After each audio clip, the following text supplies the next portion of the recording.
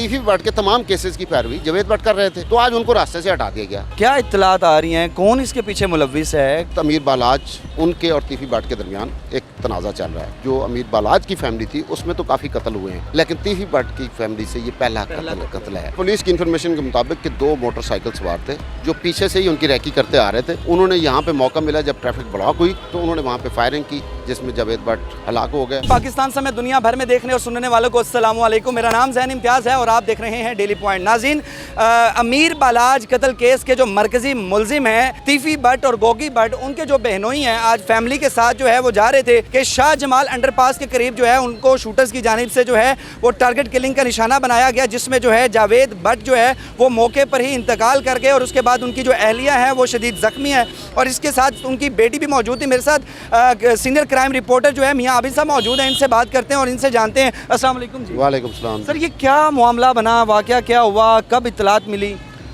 असल में जी ये वाक़या तो एक सड़क के ऊपर एक मर्डर है जिसको आप देख रहे हैं कि एक वो शख्स जिसका नाम जावेद भट्ट था और वो तीफी भट्ट जिनका गैंग वार में एक नाम है। लाहौर पुलिस इलाके से इनकार करे कि जी लाहौर में नो गो एरिया नहीं है, लाहौर में डॉन नहीं है, तो ये डॉन थे तीफी भट्ट जो इस वक्त मुल्क से फ़रार है। वो अमीर बालाज कत्ल केस में नामजद मुलज़िम है। इससे पहले भी कई मुकदमात उनके ऊपर हैं और पुलिस की मोस्ट वांटेड लिस्ट में वो शामिल हैं।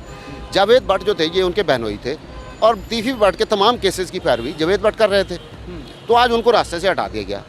तो पाकिस्तान में ये कल्चर चल रहा है, ख़ासतौर पे पंजाब में, कि जब एक शख्स मर्डर होता है तो उसके मुद्दई को या उसकी पैरवी करने वाले को रास्ते से हटा दिया जाए तो केस वहाँ पे ख़त्म हो जाए। तो ये किसने, क्या इत्तलात आ रही हैं, कौन इसके पीछे मुलव्विस है, कौन इसको टारगेट किलिंग का निशाना बना रहा है? जी देखें, इस वक्त अमीर बालाज जो फैमिली थी, जो डॉन थे, उनके और तीफी भट्ट के दरमियान एक तनाज़ा चल रहा है, आपस में कत्लो गारत हो रही है। और ये भी बड़ी बात है कि जो अमीर बालाज की फैमिली थी उसमें तो काफ़ी कत्ल हुए हैं, लेकिन तीफी भट्ट की फैमिली से ये पहला कत्ल है।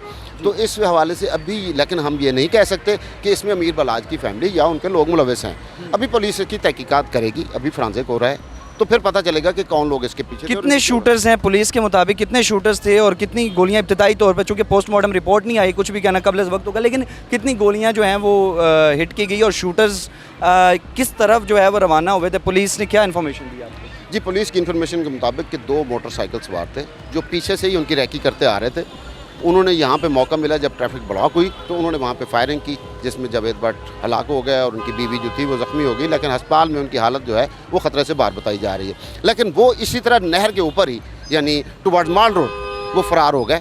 तो अब पुलिस जो है वो नाकाबंदी भी करेगी और वो इस तरह के मामला करेगी कि वो शूटर जो है। अभी सब क्या समझते हैं, दिन दिहाड़े इस तरह टारगेट किलिंग का निशाना बना दिया जाना किसी भी शहरी को, ये पुलिस की कारकर्दगी पर कितना बड़ा सवालिया निशान है?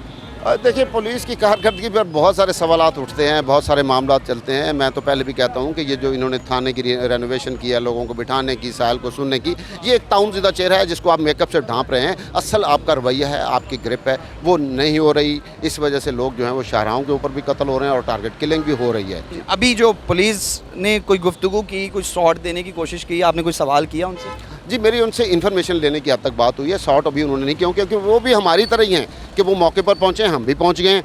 तो अभी उनके सामने भी यही है कि 2 शूटर थे जिन्होंने उनको कत्ल किया और वो फरार हो गए, तो अब वो उसकी तलाश करेंगे। तो बाकी चीज़ें जो हैं वो कड़ियाँ बाद में खुलेंगी तो पता चलेगा। आपने बताया कि 2 शूटर्स थे और 2 बाइक्स पर थे? एक ही बाइक पे थे। एक बाइक पर थे और 2 शूटर्स थे। जी जी। तो क्या समझते हैं कि इस वक्त जो है वो रवाना हो चुके हैं, यानी कि क्या पुलिस की जानिब से कोई मज़ीद कोशिश की जा रही है उनकी गिरफ्तारी के लिए? जी बिल्कुल, जाहिर है कि पुलिस उनके जो शूटर फरार हुए हैं उनकी तलाश के लिए कोई नाकाबंदी करेंगे, कोई सर्च ऑपरेशन करेंगे, कोई CCTV, ये जो कैमराज सेफ सिटीज़ के लगे हुए हैं, इनकी कोशिश से, इनकी मदद से उनको तलाश करना। अभी सब सवालिया निशान ये है कि ये जितने भी CCTV कैमरे हैं, आपने अगर इन्फॉर्मेशन ली होगी तो इसमें मोस्टली जो हैं वो तो फंक्शनल ही नहीं है।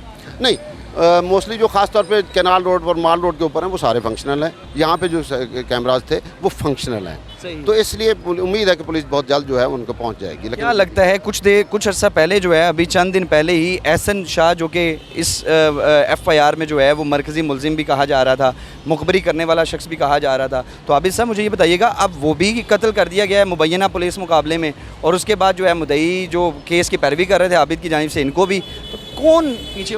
जी, उसमें जो मुझे अपने सोर्सेज से इतला मिली है कि पुलिस के आला हुकाम ने और गवर्नमेंट की लेवल सतह पर यह फैसला हुआ है कि ये जो डॉन और ये जो गैंग वार करते हैं लोग, इनको ख़त्म किया जाए। तो इसी तरह एहसन शाह जो है वो भी मुबैना पुलिस मुकाबले में मारा गया 1 साल बाद। कौन सी बरामदगी के लिए आप उसको ले जा रहे थे?